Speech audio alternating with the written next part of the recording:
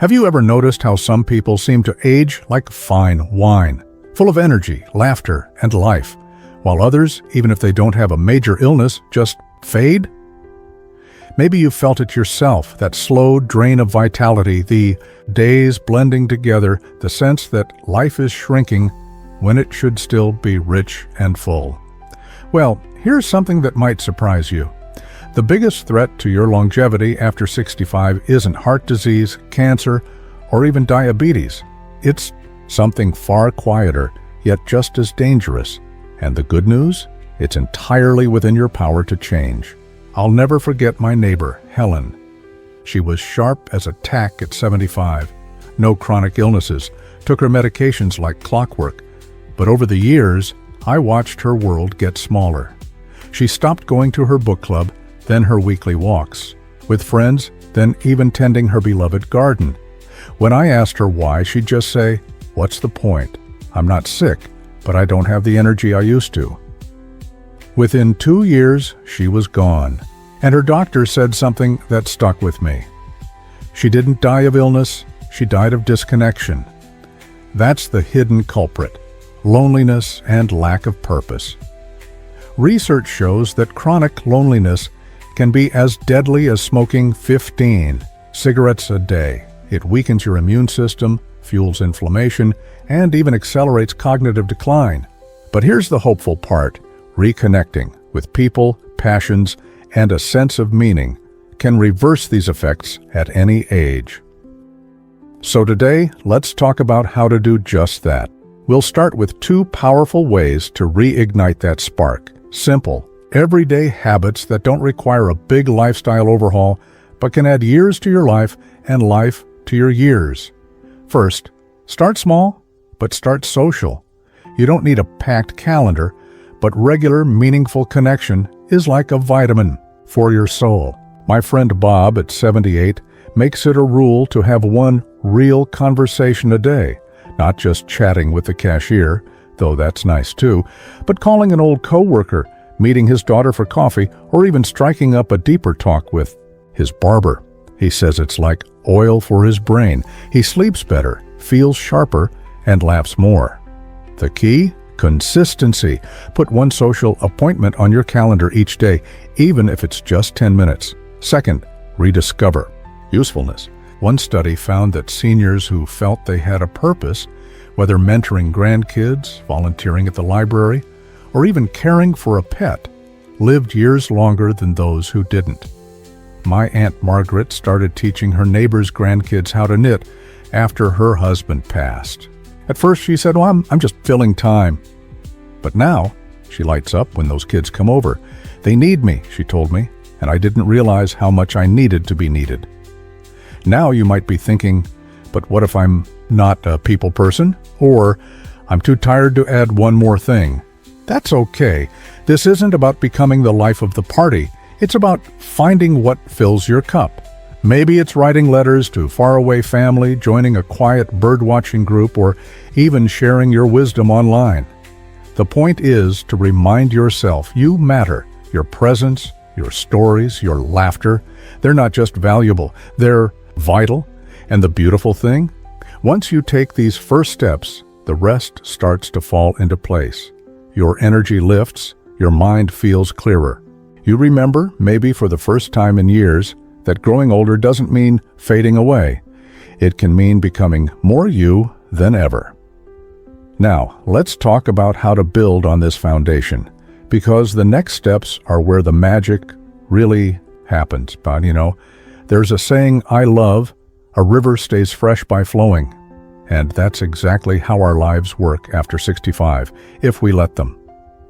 The moment we stop moving, stop engaging, stop feeling like we're part of something bigger, that's when things start to stagnate.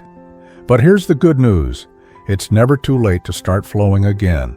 In the last part, we talked about the power of connection and purpose, how small daily interactions and feeling needed can literally add years to your life. Today, we're going to dive even deeper into how you can rebuild that sense of vitality, step by step. Because the truth is, loneliness and disconnection don't just feel bad. They age us right down to our cells, Scientists have found that chronic loneliness can shorten telomeres, the protective caps on our DNA that keep our cells young. That means loneliness doesn't just make us feel older. It actually speeds up aging at a biological level. But the opposite is also true. When we engage with life, our bodies respond in kind. So let's talk about how to turn that around. Habit number 3. Move, but make it meaningful. Now I know what you might be thinking. Ugh, another person telling me to exercise? But hear me out. This isn't about running marathons or lifting weights, unless you want to. It's about finding movement that connects you to others, to nature, or even to a happier memory. Take my friend Carl, for example. He hated the gym, said it felt like a chore. But then his grandson asked him to go fishing. At first, Carl grumbled about the early mornings and the cold, but soon he realized something. Those quiet hours by the lake, teaching his grandson how to cast a line, laughing when they caught nothing, that was his exercise. And without even trying, he was walking more, bending, reaching, staying active, because it mattered to someone else. So ask yourself, what's a movement that doesn't feel like exercise? Maybe it's dancing to old records in your living room, gardening, or even walking a neighbor's dog. The key is to tie it to something that brings you joy or purpose. Because when movement has meaning, you'll stick with it, and your body and mind will thank you. Habit number 4. Feed your curiosity. Here's something fascinating. Learning new things doesn't just keep your brain sharp, it protects it. Studies show that seniors who engage in regular mental challenges, whether it's puzzles, a new hobby, or even learning a few phrases of a foreign language, have lower rates of dementia and better overall cognitive function. But here's the catch. It has to be something you care about. My mother-in-law, Evelyn, swore she was too old to learn technology until her great-granddaughter showed her how to video call. Suddenly, she was practicing every day, not because she had to, but because she wanted to see that little girl's face light up. Now she's the one sending us funny memes. So what's something you've always been curious about but never tried? Maybe it's painting, birdwatching, or even writing down your life stories for your family. It doesn't have to be big, just something that makes you think, I wonder how that works.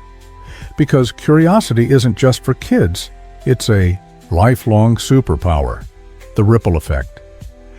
Now you might notice something interesting. These habits don't just stand alone, they build on each other.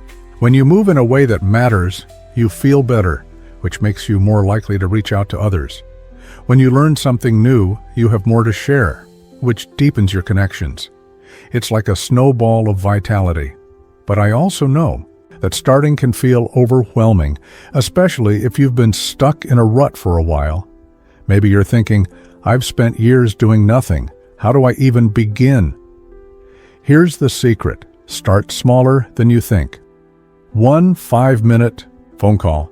1 short walk to the mailbox with the intention of smiling at a neighbor. 1 page of a puzzle book. Tiny steps count, because they prove to yourself that change is possible.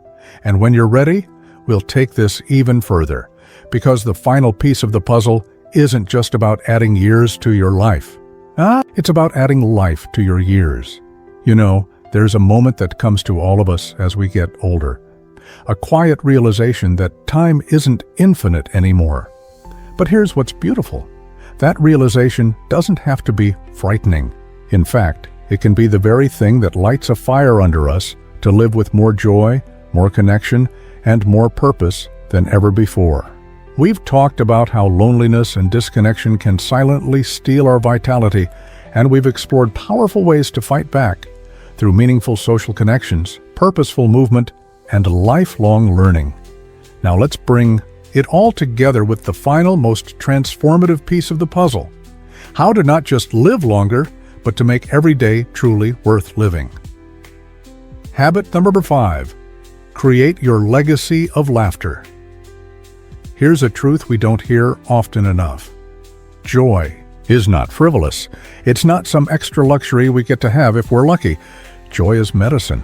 Research from Harvard shows that people who regularly experience genuine laughter and lightheartedness have stronger immune systems, better heart health, and even improved pain tolerance.